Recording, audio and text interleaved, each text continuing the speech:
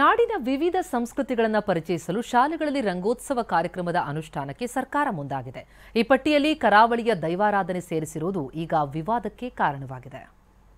ಇದು ರಿಷಬ್ ಶೆಟ್ಟಿ ಅಭಿನಯದ ಕಾಂತಾರ ಸಿನಿಮಾದ ದೈವಾರಾಧನೆ ದೃಶ್ಯ. ಈ ಚಿತ್ರದ ಬಳಿಕ ತುಳುನಾಡಿನ ದೈವಾರಾಧನೆ ಆಚರಣೆ ವಿಶ್ವ ಮಟ್ಟದಲ್ಲಿ ಸದ್ದು ಮಾಡಿತ್ತು. ಆದ್ರೀಗ ಸರ್ಕಾರ ದೈವಾರಾಧನೆ ವಿಷಯದಲ್ಲಿ ಕೈಗೊಂಡ ನಿರ್ಧಾರವೊಂದಕ್ಕೆ ಭಕ್ತರು ಕಿಡಿಕಾರುತ್ತಿದ್ದಾರೆ. ರಂಗೋತ್ಸವ ಕಾರ್ಯಕ್ರಮದಲ್ಲಿ ದೈವಾರಾಧನೆ ಸೇರ್ಪಡೆ ವಿವಾದಕ್ಕೆ ಕಾರಣವಾಯಿತು. ಶಿಕ್ಷಣ ಇಲಾಖೆಯ ಸುತ್ತೋಲೆ. ದೈವಾರಾಧನೆ ಕರಾವಳಿ ಭಾಗದ ಆಚರಣೆ. ಸಾವಿರಾರು ವರ್ಷಗಳ ಇತಿಹಾಸ ಹೊಂದಿರುವ ತುಳುನಾಡಿನ ಶ್ರದ್ಧಾ ಭಕ್ತಿಯ ಧಾರ್ಮಿಕ ಆಚರಣೆ. ಆದ್ರೀಗ ಸರ್ಕಾರ ದೈವಾರಾಧನೆಗೆ ಅಪಚಾರ ಎಸಗಿದೆ ಅಂತ ಆರೋಪ ಕೇಳಿಬಂದಿದೆ. ನಾಡಿನ ಸಾಂಸ್ಕೃತಿಕ ವೈವಿಧ್ಯತೆಯ ಅರಿವು ಮೂಡಿಸಲು ಶಾಲೆಗಳಲ್ಲಿ ರಂಗೋತ್ಸವ ಕಾರ್ಯಕ್ರಮ ಅನುಷ್ಠಾನಗೊಳಿಸಲು ಶಿಕ್ಷಣ ಇಲಾಖೆ ಮುಂದಾಗಿದ್ದು ಸುತ್ತೋಲೆ ಹೊರಡಿಸಲಾಗಿದೆ.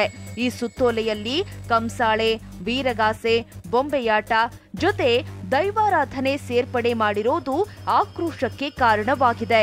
ಸರ್ಕಾರದ ಶಿಕ್ಷಣ ಸಚಿವರಿಗೆ ಮೊದಲು ಪರಿಜ್ಞಾನ ಅನ್ನೋದಿರಬೇಕು. ಯಾಕೆ ಹೇಳಿದ್ರೆ ದೈವಾರಾಧನೆ ಅನ್ನೋದು ತುಳುನಾಡಿನ ನಂಬಿಕೆ ಮತ್ತು ಇದನ್ನು ಆಚರಣೆ ಒಂದು ಧರ್ಮದ ನಂಬಿಕೆ, ಒಂದು ನಾಡಿನ ನಂಬಿಕೆ, ಈ ಮಣ್ಣಿನ ಅಸ್ಮಿತೆ.